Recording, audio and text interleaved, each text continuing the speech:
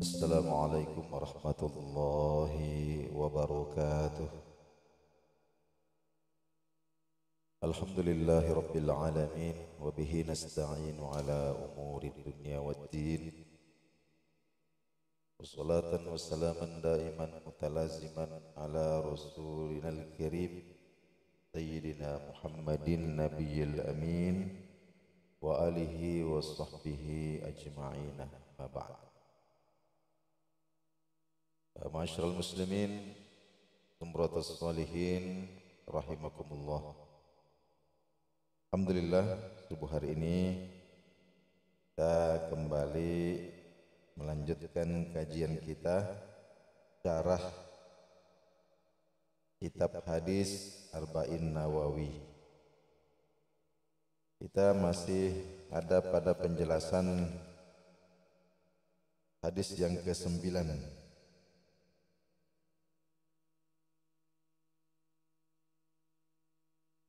Pada poin ke-6,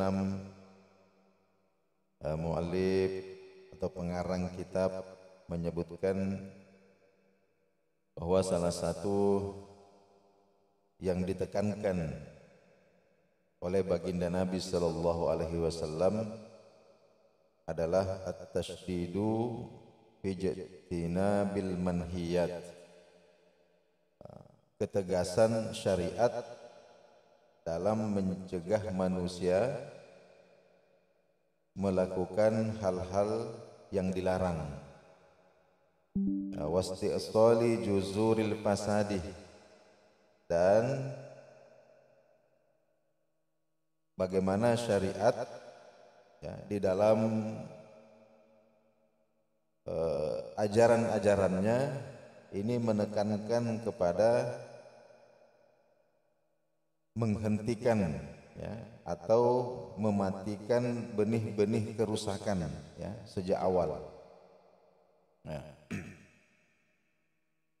Yas'a syar'ullahi azza wa jalla daiman lil haylulah duna wuqu'ish syarri au buzugi buzuril fasadi. Jadi prinsip utama syariat Allah azza wa jalla adalah mencegah manusia itu supaya tidak terjatuh di dalam perbuatan dosa. Itu yang pertama. Kemudian yang kedua, menghalangi tumbuhnya benih-benih yang bisa menyebabkan kerusakan. Itu prinsip syariat Allah Subhanahu wa taala.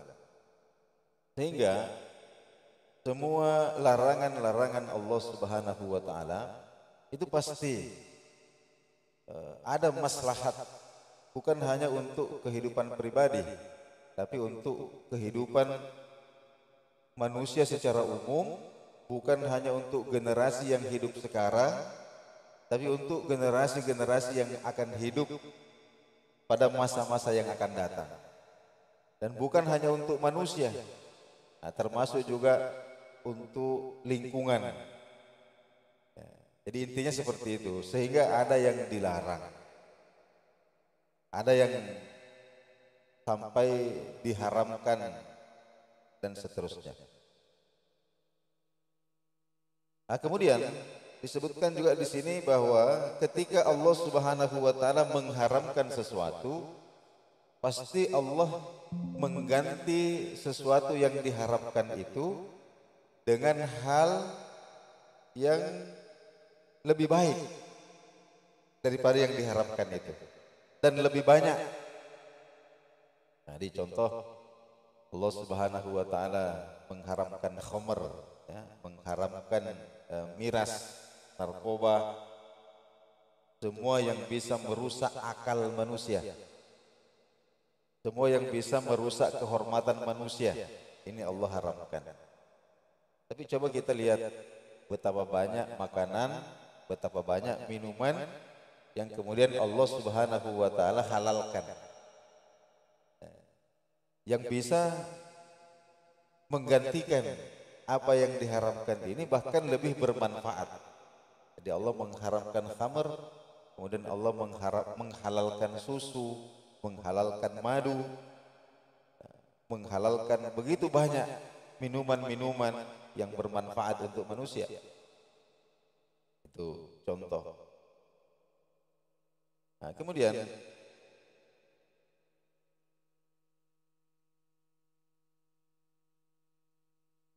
walidza najidul ihtimam bi amril manhiyat rubbama kana ablagha minal ihtimami bil ma'murat. Ya. Oleh karena itu kita temukan ya, perhatian terhadap perhatian syariat terhadap menjauhi larangan ini ya, lebih besar dibandingkan dengan perhatian syariat untuk menunaikan perintah. Jadi ini sama-sama wajib. Jadi menjauhi larangan itu hukumnya wajib, menunaikan perintah ini juga hukumnya wajib. Tapi kalau kita melihat penegasan di dalam dalil-dalil syariat, maka niscaya kita menemukan bahwa perhatian syariat agar umat ini menjauhi larangan ini lebih besar dibandingkan perhatian syariat bagaimana umat ini melaksanakan perintah. Nah, jadi menjauhi larangan itu lebih didahulukan dibandingkan menunaikan perintah. Ya, wala ya'ni dzalika, meskipun ya tidak berarti kita boleh meremehkan kewajiban.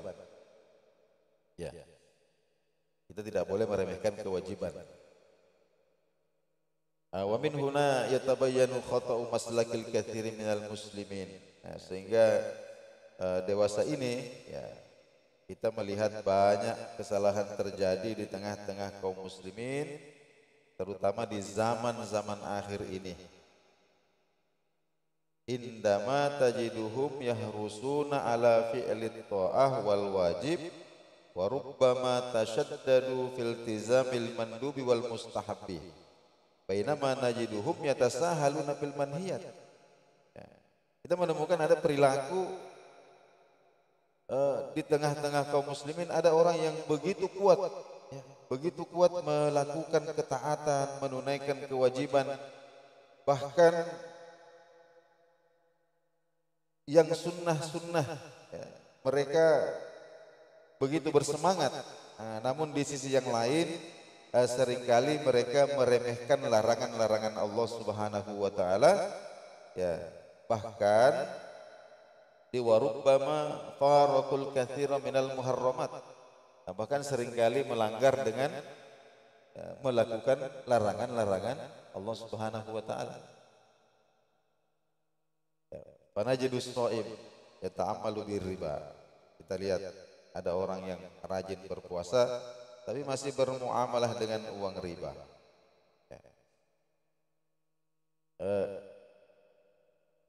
Wal hajjah al-muzakkiyah ya, takhruju safirah ya mutabarrijah. Ada seorang ibu-ibu yang sudah berstatus hajjah dan rajin membayar zakat. Ya, namun masih sering keluar ya dengan tidak menutup aurat dengan sempurna. Jadi bersemangat menunaikan kewajiban-kewajiban tapi seringkali meremehkan apa-apa yang Allah Subhanahu wa taala haramkan.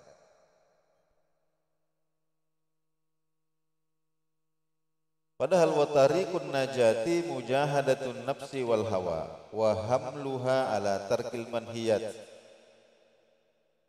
Nah, sedangkan jalan keselamatan itu adalah memerangi hawa nafsu dan memaksa hawa nafsu itu untuk meninggalkan apa-apa yang dilarang. Wa anna thawaba dzalika yafuqul katsir min thawabi fi'lil wajibat. Ya, dan sesungguhnya pahala ya, pahala menjauhi apa-apa yang Allah haramkan itu jauh lebih besar dibandingkan pahala menunaikan kewajiban-kewajiban. Nah, inilah Sayyidah Aisyah radhiyallahu taala anha mengatakan, ya, Sayyidah Aisyah mengatakan, man sarrahu ay yasbiqad daib al-mujtahid falyakfi aniz dzunub. Ya. Siapa yang ingin ya, kedudukannya melebihi ahli ibadah yang rajin, maka jauhilah dosa-dosa. Siapa yang ingin kedudukannya di sisi Allah itu melebihi ahli ibadah yang rajin, falyakfi aniz dzunub, maka hendaklah menjauhi, menahan diri dari melakukan dosa. Kenapa demikian? Karena dosa ini cepat menular. Dosa ini cepat menular, gampang diterima, gampang ditiru. Beda dengan beda dengan kebaikan-kebaikan. Jadi ini manusia itu ya di satu sisi ya, ada potensi untuk melakukan kebaikan, di sisi yang kedua ada juga potensi untuk melakukan yang tidak baik. Tapi manusia ini mudah mengikuti hal-hal yang tidak baik, mudah diajak ke tempat-tempat yang tidak baik. Nah, itulah sebabnya kenapa kemudian penekanan syariat ini adalah kepada menjauhi larangan. Ya. Sebab pengaruhnya ini bisa meluas dengan cepat, ya, diikuti oleh orang-orang.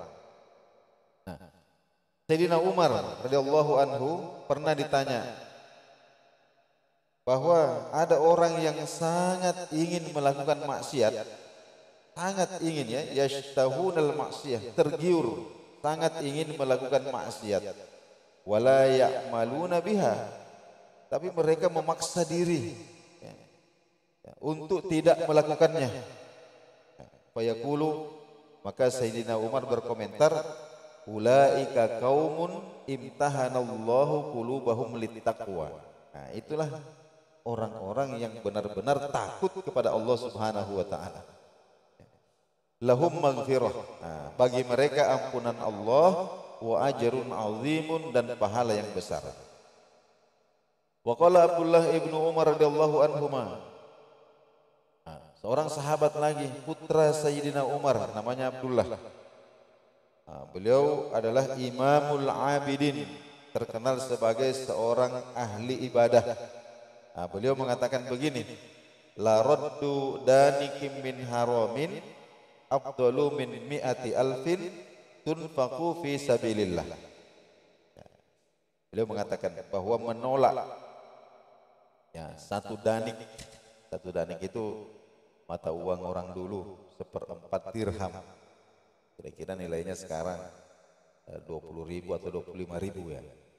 Jadi menolak uang 25.000, ya, menolak uang haram 25.000. Jadi menolak uang haram 25.000 itu lebih baik, jauh lebih baik min mi'ati alfin, dibandingkan min mi'ati alfin tunfaqu fi sabilillah, ya, dibandingkan 100.000 dirham, ya, yang disumbangkan di jalan Allah Subhanahu wa taala.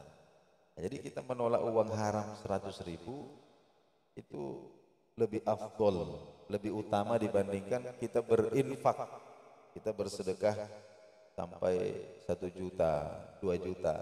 Lebih baik menolak uang haram. Menolak uang haram yang sedikit. Nah, begitu pentingnya ini. Apa yang dimaksud dengan menjauhi apa-apa yang Allah Subhanahu wa taala haramkan. Ya, Sayyidah Aisyah mengatakan, Rasulullah sallallahu alaihi wasallam. Rasulullah sallallahu alaihi wasallam bersabda, ittaqil maharim.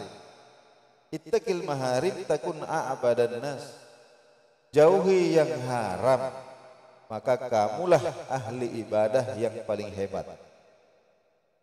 Sabda Nabi sallallahu alaihi wasallam. Kita mau menjadi ahli ibadah yang paling hebat, tahan diri, paksa diri untuk tidak menerima apa-apa yang sudah dipastikan keharamannya. Wa qala Umar ibnu Abdul Aziz rahimahullahu taala, ya, Umar bin Abdul Aziz rahimahullahu taala mengatakan, laisatit taqwa qiyamul laili wa siyamun nahar wa takhlitu fi ma baina dzalik. Walakinnat taqwa ada'u maftaradallah wa tarku ma harramallah. Fa in kana ma'a dzalika amalun fa huwa khairun ila khairin. Jadi cerminan ketakwaan seseorang, ya, cerminan ketakwaan seseorang yang paling utama itu bukanlah sholat tahajud, bukan puasa sunnah, ya. Tapi cerminan ketakwaan yang paling utama adalah pertama, perhatikan apa-apa yang Allah wajibkan, sholat 5 waktu. Kemudian wa tarku ma harramallah, meninggalkan apa-apa yang Allah Subhanahu wa taala haramkan. Nah, jadi ini dua dulu nih yang paling pokok kita prioritaskan. Yang pertama, kewajiban menunaikan sholat 5 waktu, puasa pada bulan Ramadan kalau memenuhi syarat, menunaikan ibadah haji kalau mampu, membayar zakat kalau harta kita memenuhi syarat. Ya, itu kewajiban-kewajiban, jangan sampai disepelekan. Kemudian selanjutnya meninggalkan yang diharamkan. Ya, adapun nanti kata beliau, nanti ada tambahan qiyamul lail, ada tambahan ikut salawatan dan lain sebagainya, ya. Fa in kana ma'adzalika amalun fa huwa khairun ila khairin. Dan jika kemudian apa-apa yang diwajibkan sudah ditunaikan, yang diharamkan ditinggalkan, jika ada tambahan kebaikan-kebaikan, maka itu lebih baik lagi, lebih baik lagi. Nah, jadi hadirin yang dimuliakan Allah Subhanahu wa taala, karena itu ada kaidah yang mengatakan darul mafasid muqaddamun ala jam'il masalih. Menolak kerusakan itu lebih didahulukan dibandingkan mendatangkan manfaat, ya. Contohnya, man ubai'il inab liman ulima annahu sayasiruhu khamron, yani haram menjual anggur. Ya, umpama kita ini menjual buah-buahan, menjual anggur. Ada orang mau beli anggur. Nah, kita tahu ini orang membeli anggur mau difermentasi jadi minuman keras. Maka kita haram menjual anggur kita kepada orang itu. Kenapa? Karena itu tadi, ya, menolak bahaya lebih diutamakan dibandingkan mengambil untung.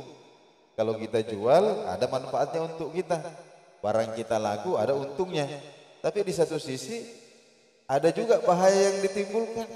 Kenapa? Karena dia bikin anggur itu, dia fermentasi jadi minuman keras. Dijual kepada orang-orang untuk dipakai mabuk-mabukan. Wah, ini bahayanya lebih besar. Oleh karena itu kita diharapkan jual. Tidak boleh kita jual itu anggur kepada orang seperti itu, umpama. Ya. Wa kadzalika tumna'ul mar'atu minal amali walau kana fihi naf'un laha idza kana fihi ikhtilatun ma'ar rijal aw khalwatun bihim. Begitu juga perempuan itu tidak dibolehkan untuk keluar bekerja, ya, meskipun ada manfaatnya, ya, dia bisa dapat penghasilan, bisa ada gaji, tapi di tempat kerjanya itu bercampur baur antara laki-laki dan perempuan, ya, tidak ada mahram. Kenapa? Karena untuk mencegah terjadinya bahaya-bahaya yang lebih besar lagi. Ada terjadi perzinahan, ya, minimal mendekati zina. Kadang-kadang ini sering kali kita lihat, ya, ada perselingkuhan terjadi, ya, di tempat kerja. Inilah sebenarnya yang tidak diinginkan oleh syariat, sehingga ada larangan-larangan seperti itu. Ya, kenapa? Karena bahayanya lebih besar dibandingkan dengan manfaatnya. Nah, hadirin dengan Allah Subhanahu wa taala, ya, alhamdulillah inilah barangkali yang sempat kita kaji pada subuh hari ini, mudah-mudahan ada manfaatnya. Nah, sebelum saya tutup, sedikit ingin saya sampaikan bahwa dalam rangka terhib Ramadan, jadi menyiapkan diri kita untuk menyambut bulan suci Ramadan. Jadi ini merupakan, di samping kita berdoa secara lisan,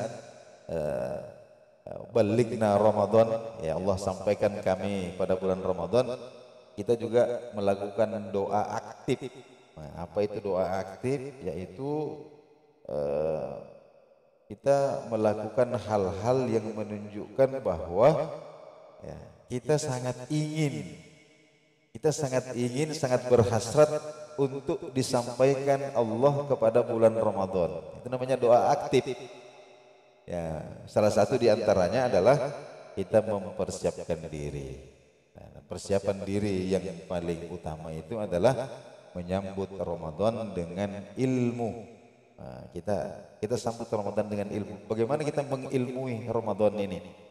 Nah, oleh karena itu, nah insya Allah mulai subuh Senin nanti kita akan mengkaji babus siam, ya hal-hal yang berkaitan dengan puasa, syarat-syaratnya, rukun-rukunnya, apa-apa yang membatalkan, sunnah-sunnahnya, termasuk nanti adab-adabnya.